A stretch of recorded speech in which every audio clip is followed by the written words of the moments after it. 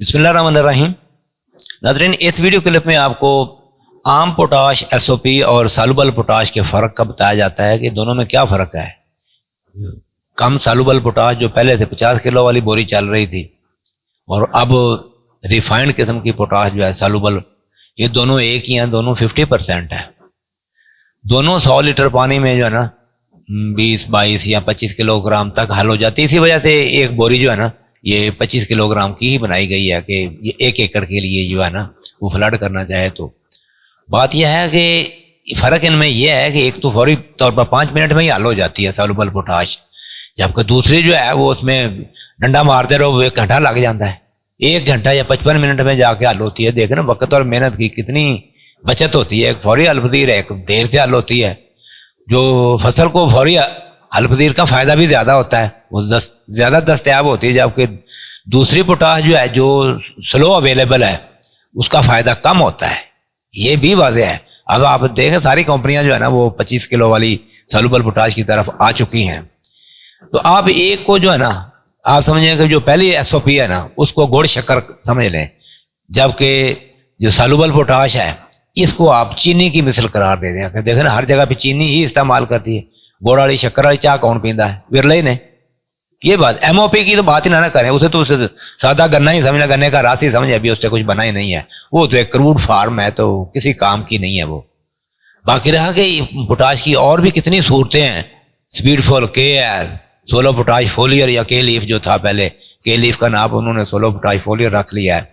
तो ये क्या है, ये आप समझे कि चीनी को और उसको केमिकल एक्शन करके ग्लूकोज बना लिया गया है। जब ग्लूकोज अचानक ऐसे नहीं बन जाता, किसी वजह किसी तरीके से बनता है, किसी मशीनरी किसी जो फैक्ट्री में ये चीज़ बनती है तो ये कीमती चीज़ बन जाती है। ये समझे कि जौहर है, इसका चीनी का जौहर बना लिया गया। ये है तो ये भी पोटाश ही है, लेकिन स्पीडफुल के ऐसी पोटाश है जिसके अंदर कुछ माइक्रो न्यूट्रिएंट भी ऐड होता है। तो ये अलग बात है, इसके ऊपर अलग मैं अर्ज करूंगा। आज की वीडियो में सिर्फ ये सालुबल और आम पोटाश का जो है ना यही बताता हूं कि ये दोनों एक्चुअली बेसल एप्लीकेशन के लिए बुझाई के वक्त इस्तेमाल के लिए सिफारिश की जाती हैं। ताकत में भी बाजार कोई फर्क नहीं है, लेकिन इनकी पौधों को दस्तयाबी का फर्क जरूर है। क्योंकि 100 लीटर पानी में आपको पता है कि 20-25 किलोग्राम ही हल होती हैं। इसी वजह से जो सालुबल पोटाश की 25 किलो की बोरियां ही बनाई जा रही हैं। तो देखें इनको डालना कौन सी किस्म किस वक्त डालना बेहतर है, ये मैं वाज़ेह कर दूं, आज नोट कर लें। ये शायद ये इसमें बहुत से लोगों को उलझाव होता है कि ये क्या फ़र्क है दोनों में। अगर एक चीज़ है तो फिर फ़र्क क्या है? हलपदीरी का फ़र्क, ये तो कोई फ़र्क नहीं, ये बहुत बड़ा फ़र्क है। जिस तरह बच्चे, जवान और बूढ़े की खुराक जो है ना ये मुख्तलिफ होती है, खुराक की मिकदार और उसकी नोयत का फ़र्क होता है।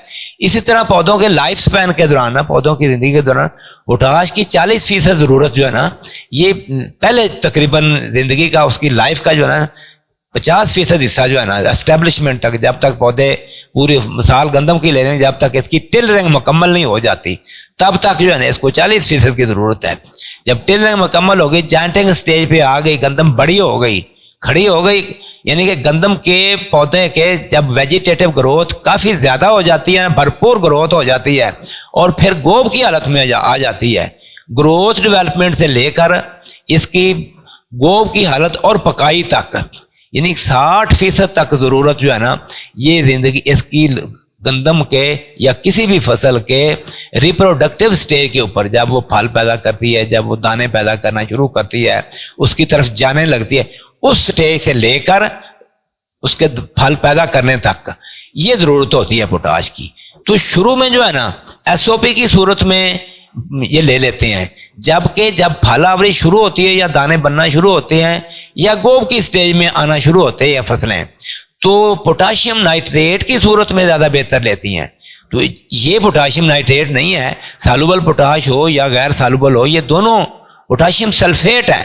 पोटाशियम सल्फेट बेसल एप्लीकेशन के लिए या दरमियान में 50 दिन बाद भी ये इस्तेमाल कर सकते हैं, सप्लेट भी कर सकते हैं। लेकिन याद रखें कि जो हमने गोब की हालत में डालनी है या सिट्टे निकलने के बाद पोटाश डालनी है, वो सारी पोटाशियम नाइट्रेट की सूरत में 13-2-43 है स्वात एग्रो की या नाइट्रो पोटाश FMC की, वो ज़्यादा बेहतर तरीके से पौधे इस्तेमाल करते हैं, उनको ज़्यादा एफिशिएंटली यूज़ करते हैं, उनका ज़्यादा फ़ायदा होता है। हालांकि सालुबल पोटाश भी इस्तेमाल गोब की हालत में ये भी की जा सकती है, लेकिन इनके मुकाबले में پوٹاشیم نائٹریٹ کے حامل کھادیں جو ہے نا وہ زیادہ یوز کرتے ہیں. تو جیسا کہ میں نے بچے بوڑھے اور جوان کی خوراک میں یہ فرق بتایا، اس طرح ان میں بھی یہ فرق پایا جاتا ہے.